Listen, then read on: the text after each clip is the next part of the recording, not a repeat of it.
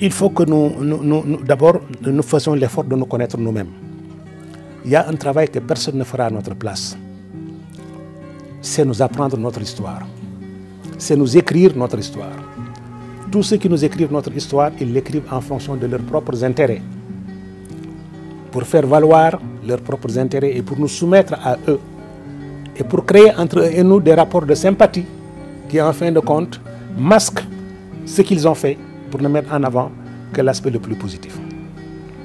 Nous avons besoin de gens qui prennent en main notre destin.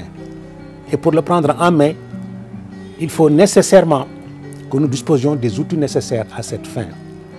Donc il faut que nous organisions des recherches systématiques pour toutes les personnes emblématiques, toutes les figures importantes, dont le comportement, dont les gestes, dont les actes ont été déterminants dans le progrès économique, social et culturel de notre pays.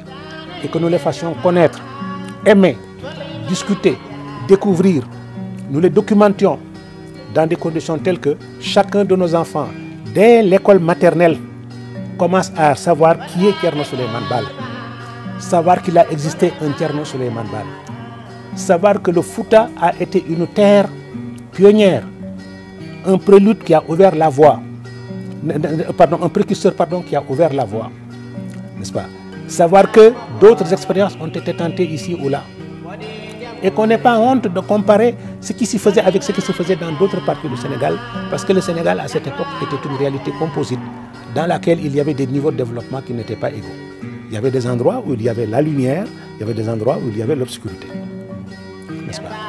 Mais c'est le monde entier qui est ainsi fait. Qu'on puisse également accepter des comparaisons avec d'autres pays. Le leader de la révolution du Fouta-Toro est né vers 1720.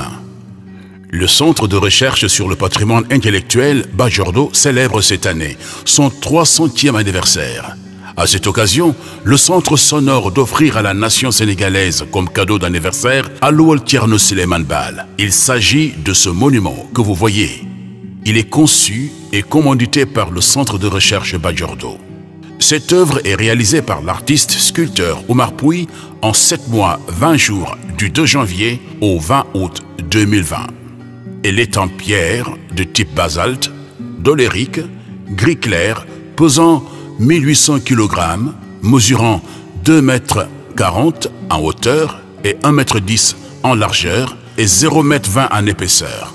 Les recommandations de Thierno Souleymane Baal y sont gravées en langue arabe et français pour les générations futures.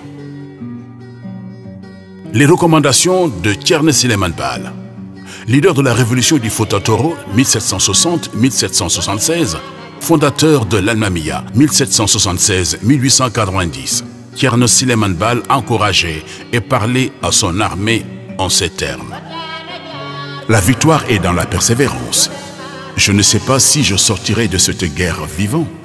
Toutefois, je vous recommande, si je ne suis plus de ce monde, de rechercher un Almami, chef désintéressé, qui ne mobilise les biens de ce monde pour sa personne ou sa postérité.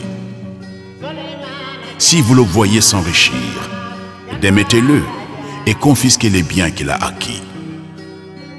S'il refuse la démission, combattez-le et bannissez-le afin que le pouvoir ne soit pas une dynastie tyrannique. Remplacez-le par un homme compétent, quelle que soit sa lignée. Ne laissez aucune tribu conserver le pouvoir afin qu'elle ne le revendique pas comme un héritage. N'intronisez qu'un méritant. Ne tuez ni enfant ni vieillard. Ne dénudez aucune femme.